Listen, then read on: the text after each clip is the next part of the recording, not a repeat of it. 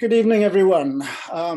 This is the Write Online Hangouts, and this evening my guest is Damon Galgut, who I reckon needs no introduction at all, given the fact that he won the Booker Prize last year. Damon's been writing for a while, some 40 years. He's written 7 books in that time and is currently busy, I learned this afternoon, by stalking him through various YouTube channels. He's busy on another one as well. Now, Damon is, what I want to do during this particular session is really get into the nuts and bolts about writing and why we write and how Damon writes and all the rest of it. So, Damon, Damon, I'm afraid these questions you will have answered before, and you're just going to have to forgive me for that one, because I learned that a writer has kind of one life, and no matter how many times you get interviewed, it's that one life which you have to keep referring to. So you're going to have to repeat yourself some of the time. But let's start way back in 1982, actually. And even before that, if you would, you had an unhappy and an ill childhood. And I've heard you talk about how your relationship with reading led to your writing. So that by the time your first book came out, you'd already written 2 novels, unpublished. I gather highly adventurous books in the style of Lord of the Rings and Wilbur Smith. Why was writing such a fascination for you as a young child? I don't know, when you start getting into the whys of writing, it's always a little bit mysterious. Why this activity, and why would you want to spend your life doing this? Essentially making up stories about things that never happened. When I was asked that way back, in an almost arbitrary moment, I came out with this reply, which I've sort of trotted out ever since, namely that my love of books and stories began when I was ill as a child. I spent a lot of time between the ages of 6 and 11 in hospitals and in sick rooms and so on, and various relations would come and read to me. And it seems logical and sort of viscerally right that is where that connection began. But, there are thousands of writers out there who never had such an experience and who still feel the same compulsion. So, it's very hard to know whether that actually arose from, a particular form of trauma. But I do think that for me, writing's always had almost a life-giving association, in the sense that, I have strange qualms and rituals around writing. I mean, we all do, I guess, but it often feels to me that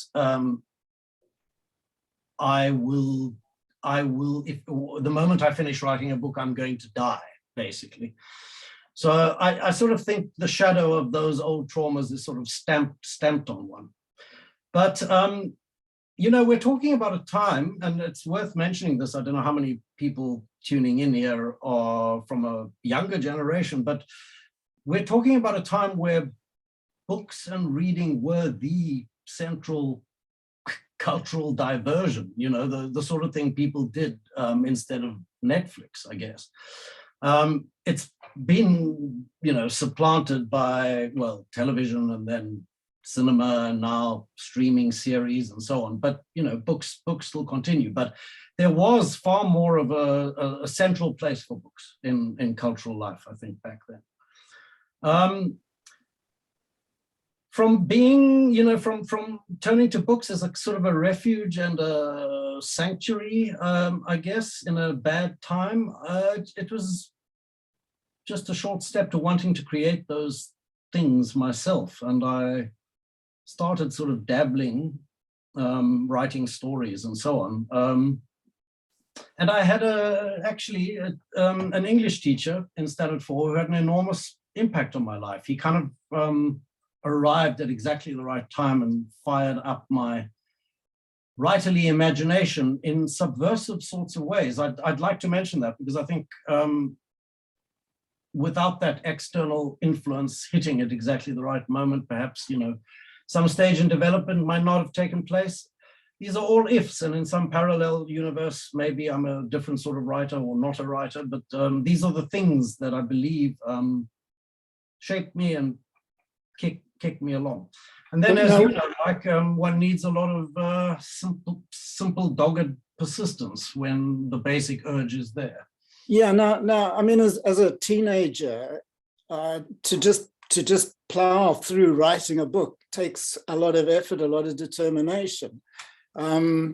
Even given the fact that you may not have been well, or maybe given the fact that you were not well. I mean, this requires determination. And let's face it, as much as the attraction of writing your own universe was, it is also a bit of a curse at the same time. Well, okay, why? You have to qualify that. Because it's hard work. Right. I think that curse gets weightier as you get older. There's a certain zest to doing almost anything when you're a kid. I mean, I do believe I threw myself into the writing with a kind of abandon, which would have been impossible just a couple of decades later.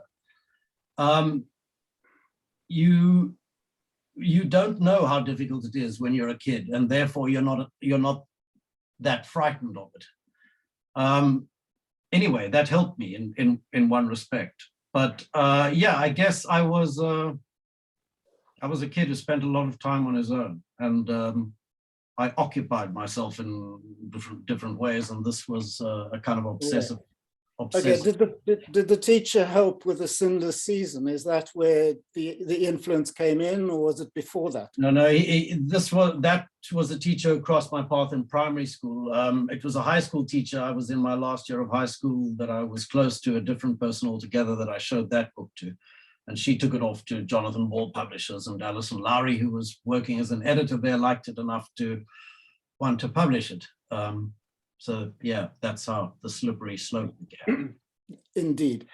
But it's not long before you publish the next book. I mean, that's the interesting thing to me, is that A Small Circle of Being comes about 6 years later.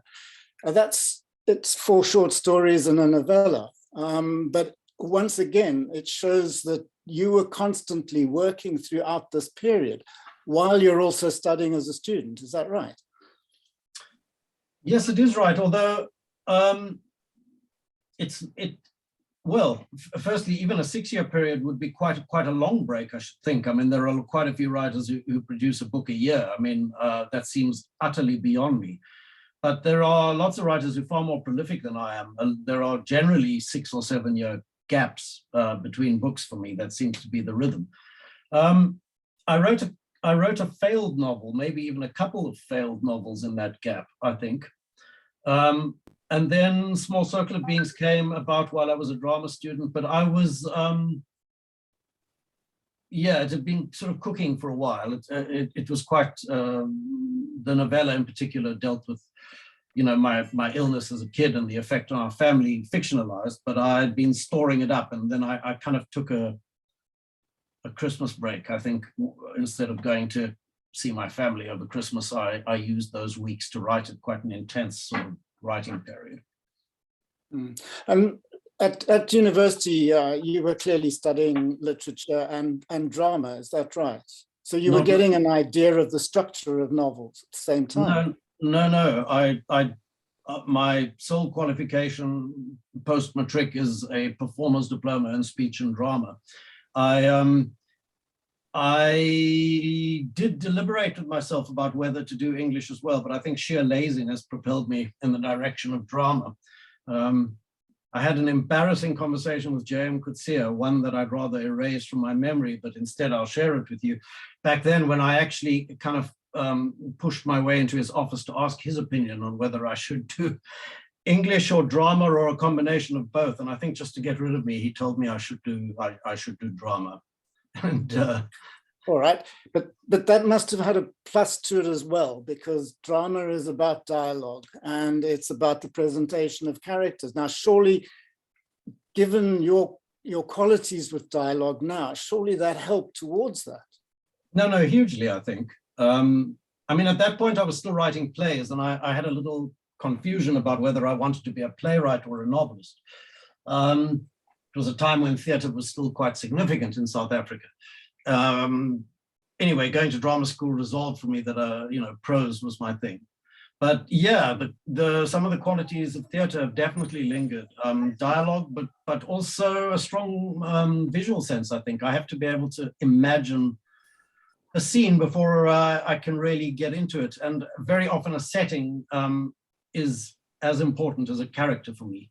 I have to have a very strong physical sense of a setting before I can launch myself.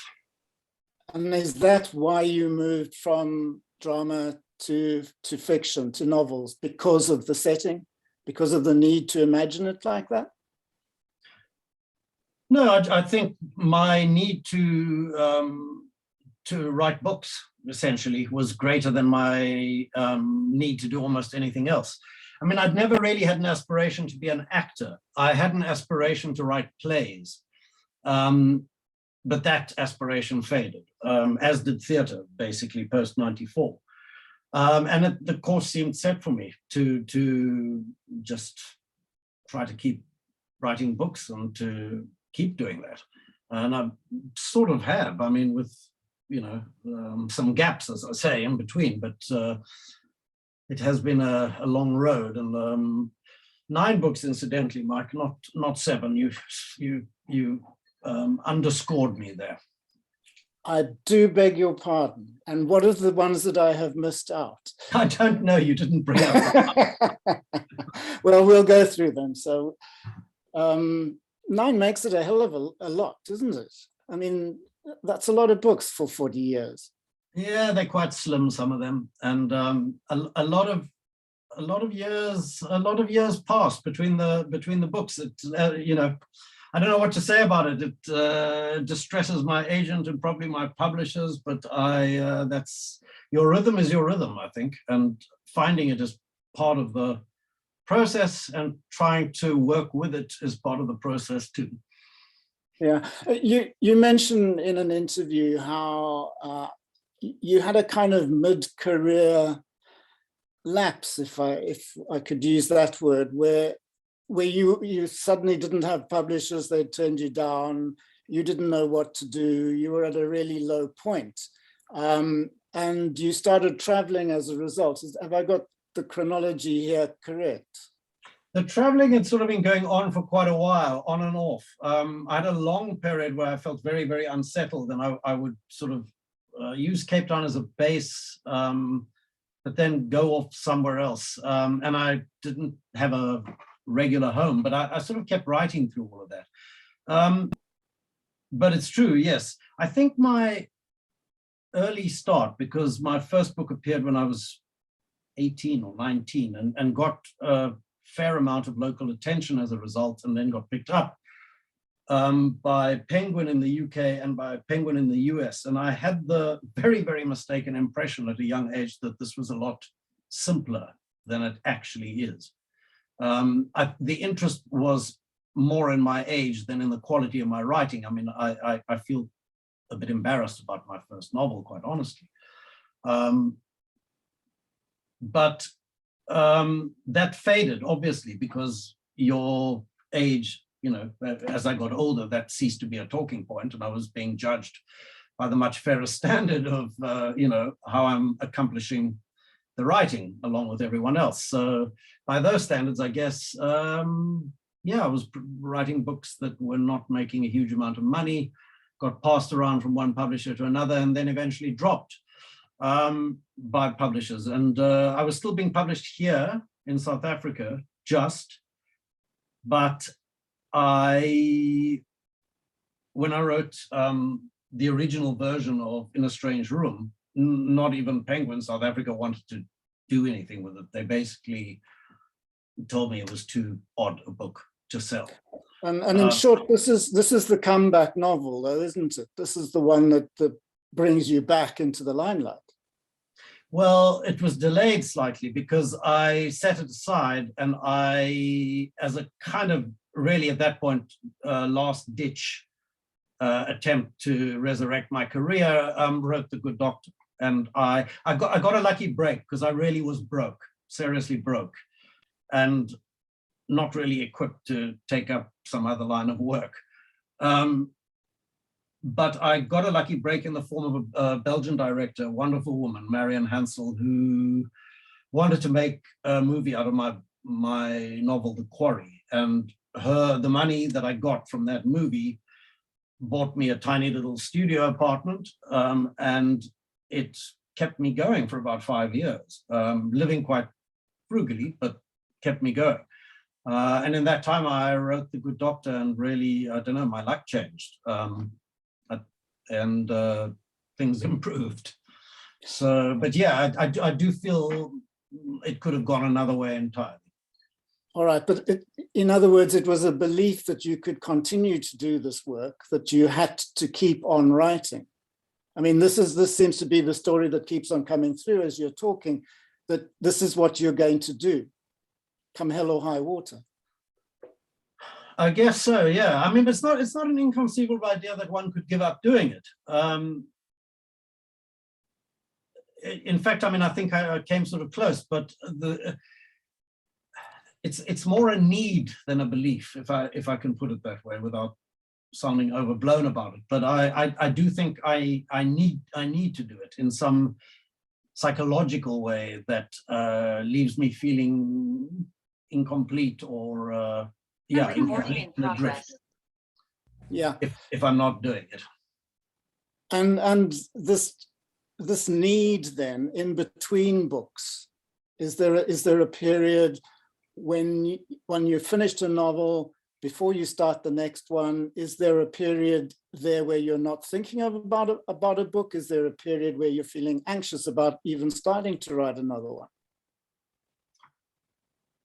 Yeah, those periods are, I mean, there's always a time when you've finished a book where you can relax a little maybe and take satisfaction in having completed something, but the anxiety will start gnawing again quite soon.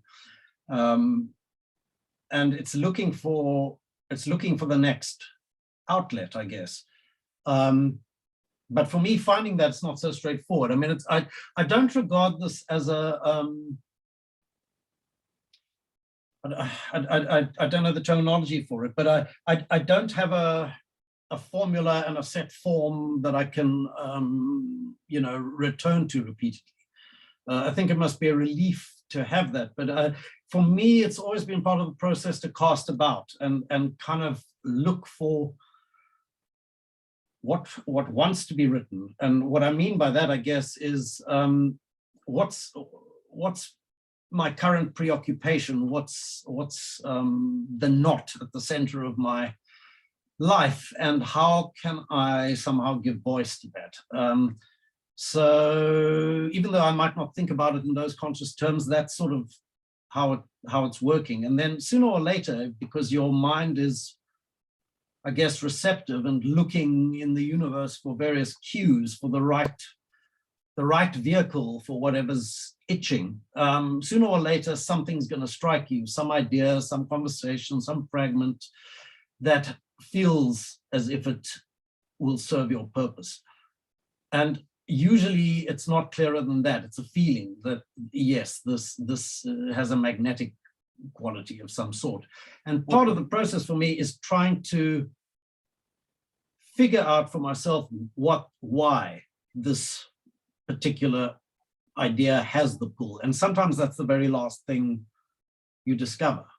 You wrote this book because of that. Yeah. Yeah. Now, when you get that feeling, which to me is the essence of this thing, really, is that feeling where it's amorphous and you don't know where it's going in particular. Are there months or weeks or even years that go by between the feeling and the actual getting some words down on a piece of paper?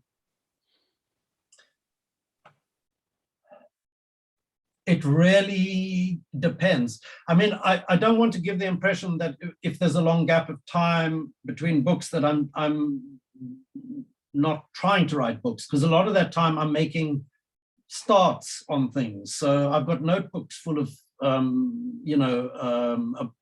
broken off beginnings. Sometimes just a page or two, sometimes longer, where you get an idea and, you sort of want to try it. So you do, but it runs into the sand quite well, quickly or not so quickly sometimes. And lots of those you just don't return to. But sooner or later, something will come that really has the right voltage.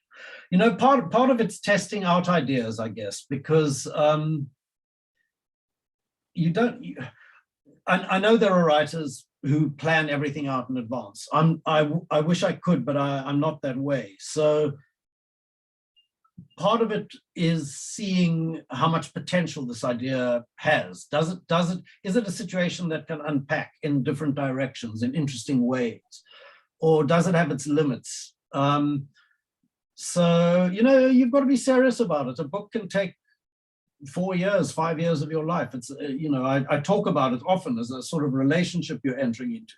So there's got to be something in it for you, because you're going to break up at the end of that time, you and your book. But you've got to be absolutely committed in the meantime. So it's got to be giving you something just as much as you're giving something to it. That's how it feels. So it's really got to be worth it. Whatever the idea is, it's really got to be worth it. It's got to speak for you in a meaningful way. Okay, now we've been talking about ideas, but do these ideas start formulating themselves as characters? And then do you need to put those characters in a setting? You've talked about how important that setting is. And you've used settings all over the world, apart from South Africa. I mean, you've got India, Greece, and you've used other places. Now, which comes first, the setting or the character, or is it a combination of both? I'd say character probably before setting, although sometimes they arrive simultaneously. You can't really embark without a sense of a character or a set of characters in some or other situation. So you need at least that little bit of a raft if you're going to start the journey. So whatever the idea is, it's got to be embodied to some extent, which is not to say that starting to write isn't trying it out. You might try it this way and then try it that way. But I find it's good to sit with it and ponder it until it sort of takes on enough substance to have a little weight and definition when you set it down, so that you can start to look at it on the page and think about where it might go and so on. I mean, do you have this really crazy idea of writing in longhand in a notebook? Yes. How many of those pages would you fill before you felt, okay, this is going to work, I can continue with this? I don't know if it's about a number of pages you have to fill. It's about a certain tipping point in the process, and that, who knows when that comes. I mean, it's the feeling that, okay, the only way out of this is through the other side, basically. So you're not going to back out. You're not going to give up. You're committed. But it's about feeling that what you've done, whatever you've done, has enough to it for you to believe in it, to carry it further, I think. I mean, what I sometimes feel with a failed idea is a sense of sketchiness, something that's too light, that might potentially be interesting, but I haven't found the key to it, and I can't breathe life into it. So it's better to set it aside. And Damon, when you begin a book, is that the beginning of the book? Is that what will be the beginning of the book when it's published, or is it just the thing that got you into the story?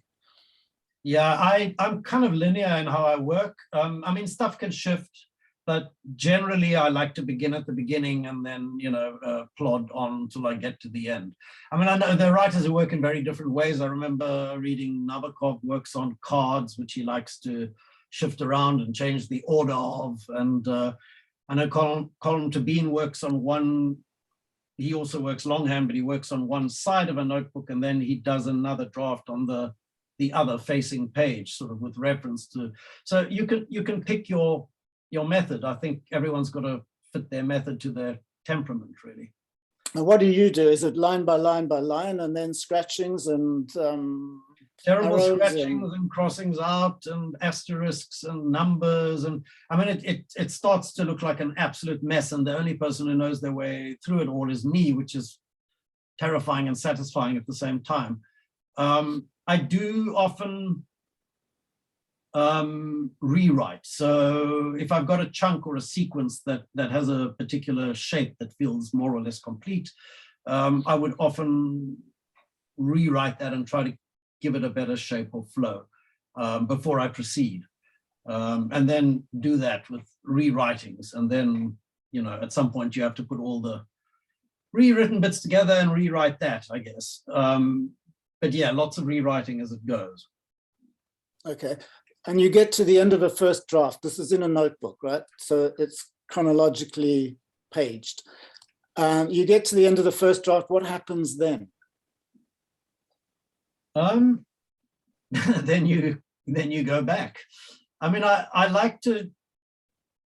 I often tell students, and I think in theory it's a very good idea, that would be a good moment to put the notebook in a drawer and leave it for 2 months before you even look at it again. But in practice, that's very hard to do. So no, I at that point, I mean, for me, first drafts are really difficult, really painful, and it should be maybe a consolation to other people how difficult, messy, inadequate first drafts are for lots of writers, because for me, the real work really begins after that. You've kind of plotted out a map through this unknown territory, you've given names to things, and you've hopefully worked out in your head what it is you're trying to express, and sometimes in a very rough way. But that next draft that you do is where you start to pull things together, and pleasure starts to enter the process for me. It becomes more and more pleasurable from then on in. Okay, so would the second draft be larger, longer, fuller than the first draft? No, it would be a contraction. I write much more on a first draft, much flabbier. I'm trying to figure out the most basic stuff. In a sense, writing a novel is like solving a series of problems, a very large series of problems. And you start with really big problems, like what's my plot? I mean, what happens? What's this person called? Why? All those are problems to be solved, but you have to make decisions. And then you get down and down and down until eventually you're in those little intricate problems about, should there be a comma here, or can I really scrap this phrase, or whatever it may be. But I try to let it sprawl a bit and spill a bit first time around. Okay. And what we see at the end are these carefully constructed sentences. When you lay down a sentence, do you have to go back and rejig it, cross out words, rewrite it completely? Is there ever a sentence that you put down that stays there? Oh, yeah, sure. I'm disappointed to hear that. No, listen, you shouldn't be, because there's a huge amount of rewriting that takes place. But of course, sometimes, there's sometimes pages that come out in a way that really, even with subsequent revisitings, you can't really better. Sometimes you're just in it. You have a great writing day and you're singing perfectly in tune, and there's really no point in, sculpting. But usually the big labor is overhauling it. I pay a lot of attention, sentence by sentence. The music of it matters to me. So repetitions, not good. And that can be repetitions of words too close together, or repetition of information. If you've already conveyed something, why do it again? It's part of the elegance of it, is that you say it once and it's out there. So it's how you phrase stuff, not too heavy, not too light. You know, there are lots of considerations that come into it, but I pay a lot of attention to the construction and the rhythm of sentences. And I always notice when other writers do too. Okay, so it is the music that holds the thing together in the end. Well, I guess, you know, writers have different strengths, right? So Elmore Leonard, for me, is a writer who wrote fantastic dialogue. I love Elmore Leonard, unlikely though that may seem, because of his dialogue and some of his characters. He's not so great at other things, maybe. Dostoevsky was visionary, but you wouldn't read him for his style. So I guess for those writers who preoccupied with the music of it, style matters more maybe than anything else. So yeah, I guess for me, yeah, that's my category, or one of them. It matters. But I'll give up style in somebody else's case if they have something else really marvelous to offer, and that's often the case. So. Yeah. Okay. Now, on one of these days when you've had a good writing day, do you have? Because you're writing in longhand, I'm sure you don't go back and count how many words you've done. So is there an amount of words that you need to do each day, or a number of pages, or what is the rhythm of actually writing it? Or do you spend most of the day doing the vacuum cleaning and rather avoiding the writing? No, there are vacuum cleaning days for sure, quite a few of them. No, it's not about, I mean, usually I'd say, I mean, because I count it more in sort of filling up foolscap pages. If I've written 2 or 3 foolscap pages, I would feel okay. And I think, you know, anything, because I do count the words sometimes regardless, anything between 1,000 and 2,000 words would feel to me like an okay day's work. But there are lots of days where the work doesn't happen, frankly. What did you say? Sorry, was that rude? I blasphemed. Oh, really? at the enormous number of words that you could put out in one day.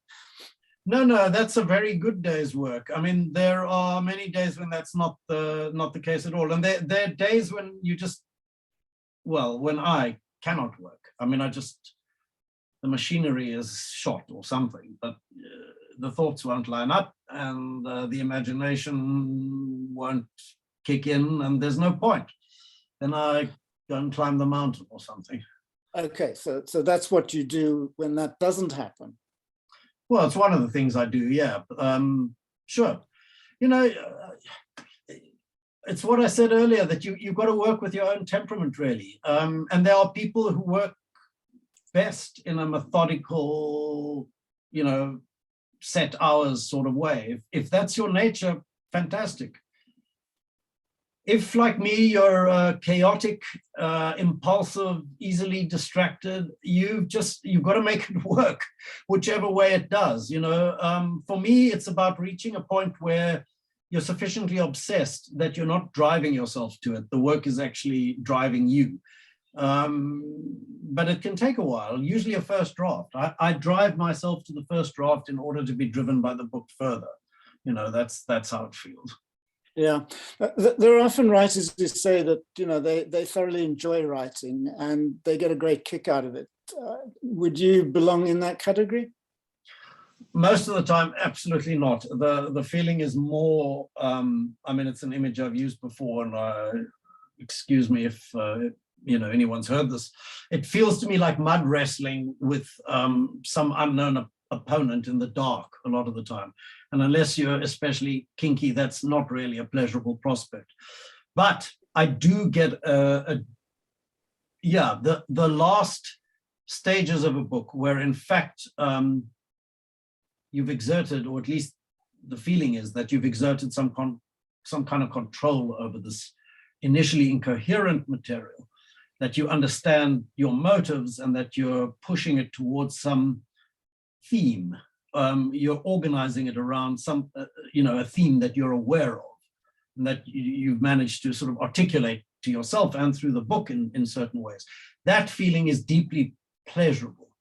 Not in a way that, you know, a superficial happiness, but it's a deeply pleasurable sensation. And I guess that's the sensation one pushes towards.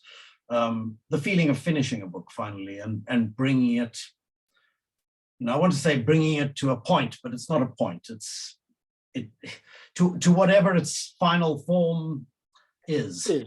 That's a pleasurable phase. Okay.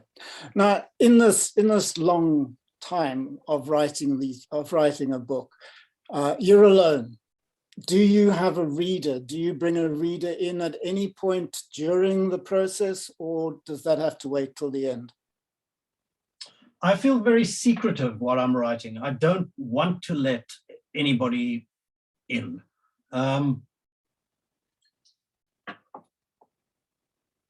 But I have on a couple of occasions,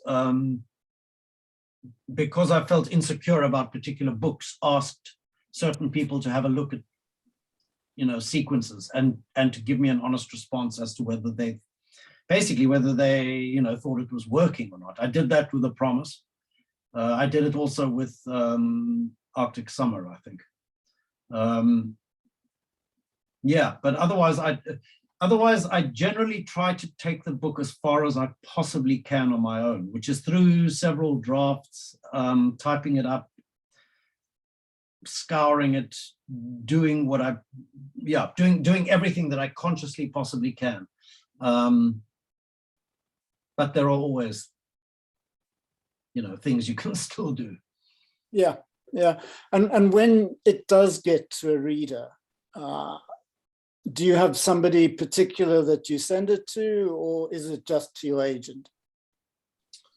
I have a few people that I usually these days try a book out on. I mean, I do think it, you have to be careful about it. Those first readers especially, because you know, you feel tender about your book, unsure about it. You may have questions about areas of it that you want to change. How people respond to it really can affect you, how you feel about the book. So I worry about that moment. So I used to always show my agent, who's now retired. He was a good reader. I show Alison, who's a longtime editor of mine. I show maybe a couple of other people, really just to get a sounding and a general sort of feel for it, of what sort of response I'm likely to get. And if people are critical, and it does happen that people have had sometimes quite strong feedback at that point, I'll take it away and do another round. So you do consider it? What, doing another round of yeah, work? I mean, and their comments. I mean, you would listen to somebody?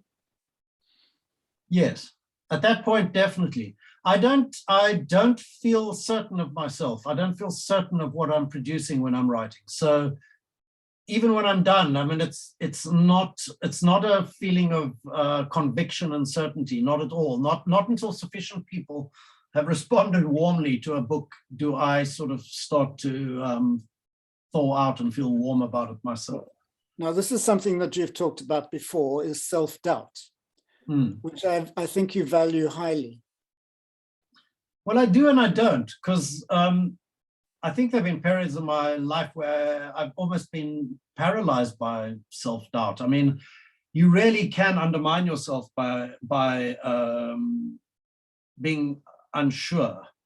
I mean, you know, to take the other side of the question, yes, there are aspects of self-doubt that are valuable. I mean, I do like to be my sternest critic if possible, and to try to read my work as if somebody else wrote it and as if I'm judging them, and to try to measure up accordingly. I think that's helpful. But you can doubt yourself to such a degree that you just aren't able to proceed. So I have had periods where I get in my own way, and that's not so helpful. But self-doubt is also very helpful, because it stops one putting in those flabby sentences. Sure. I do think you need to hold yourself to as high a standard as, well, as you kind of want to be applied out there generally. Well, you know, we all have our limits. So I reach a point with books, I guess, where I cannot take the book further, but that's not to say that in some theoretical way the book cannot be taken further. I've just reached the limits of my own powers, I guess. Yeah. And what more can you do?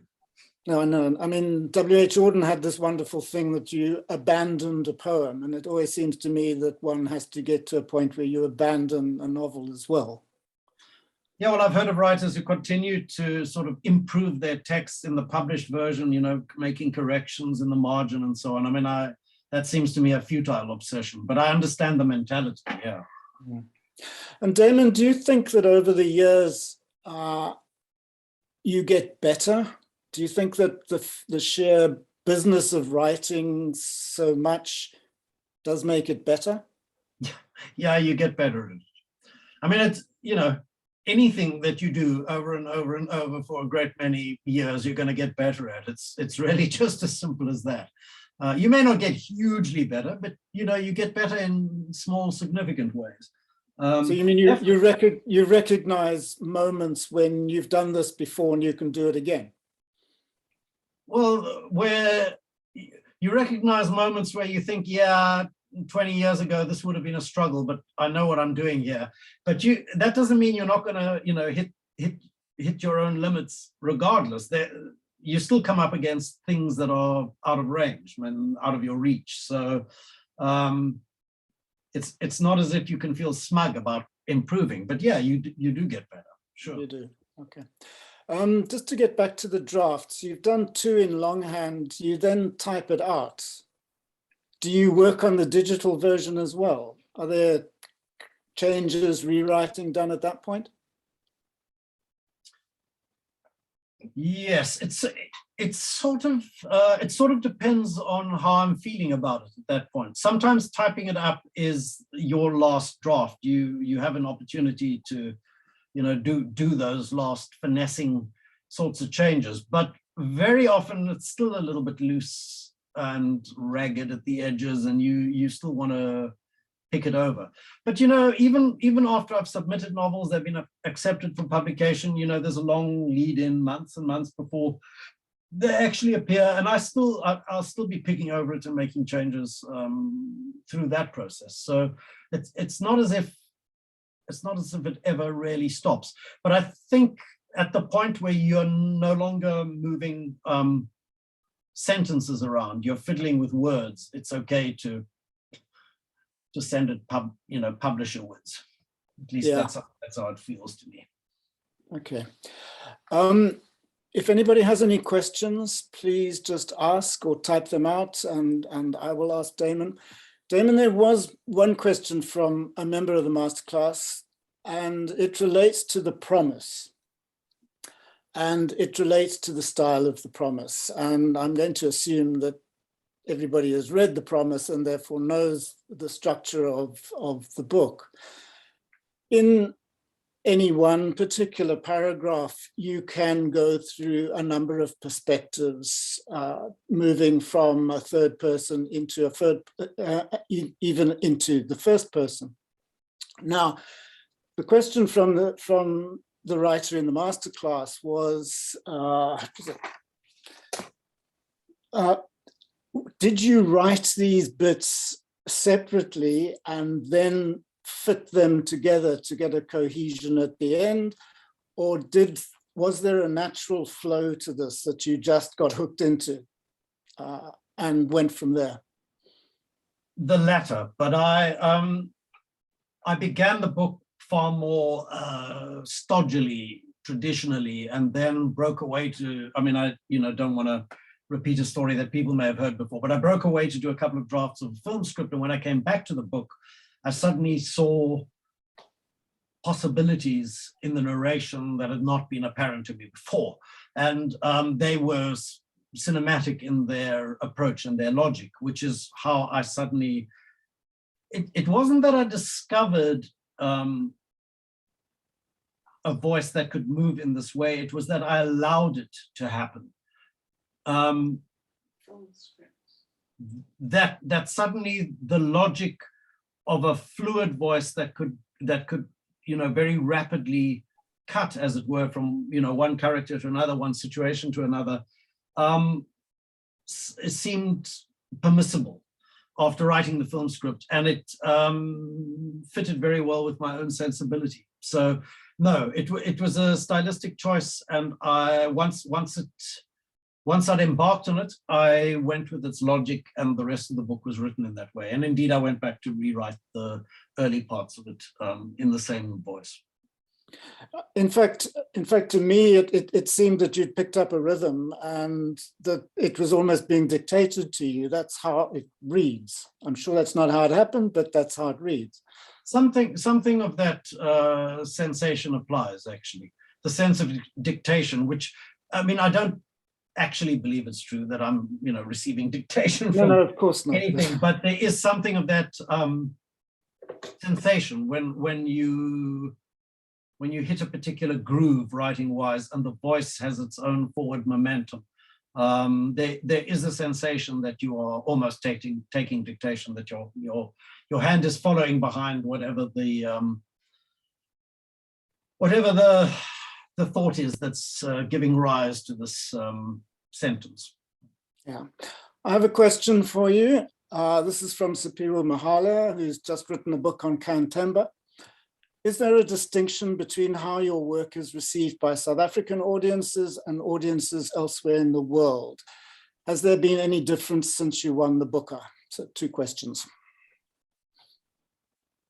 I'm sure there are multiple differences in the way people from different places read books. I'm sure that's just how it works, but I'll settle on one as an example. I've been picked out, challenged numerous times by various commentators in Europe and the UK on my decision not to let Salome, who is a very central character in the book, have a voice of her own. I've left her very deliberately as a silent presence and a problem at the heart of the story. This seemed to exercise various English commentators as a literary failing of some sort on my part. No South Africans raised that as an issue at all. And I like to think most South Africans understand that choice on a personal, political basis as well as on a literary one. I may be wrong, of course, but the fact that the challenge has come repeatedly from elsewhere, not once from South Africa, says to me, South Africans read and understand that choice differently. And I'm sure that applies to a lot of others. As for being treated differently after the Booker, by whom, I'm not quite sure what the question means, but in any case, I haven't had much time to find out how anyone feels about it, let alone how I feel about it. It's been a bit of a flurry. Get back to me in a year or two, I'll tell you. Which leads to a question, really. Have you enjoyed what's happened since the Booker?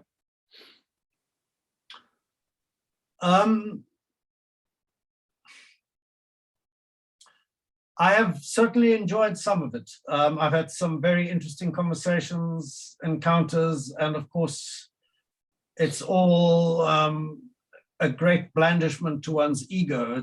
It's hard not to feel the pleasures of self, I guess. But the truth is that on another level, I'm perhaps not the best person in a temperamental sense to be coping with all of this. It's been extremely intrusive and extremely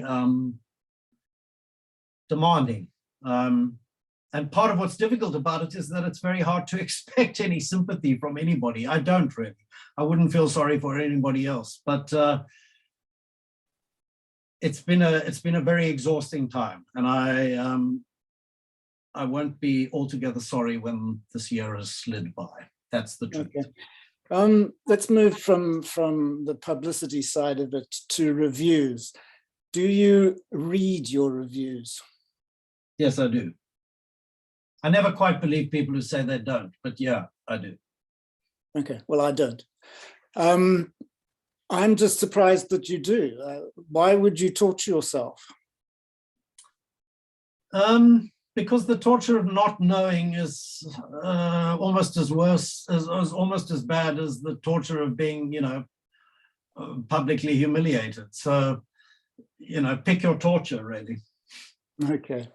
All right. Another question for you from Ishi Kasim. She's on the masterclass as well. To what extent has winning the Booker eased the self-doubt? Well, we've kind of dealt with that. Or has it added to the expectation and the anxiety of what will follow? It's a bit like writing the second novel, isn't it?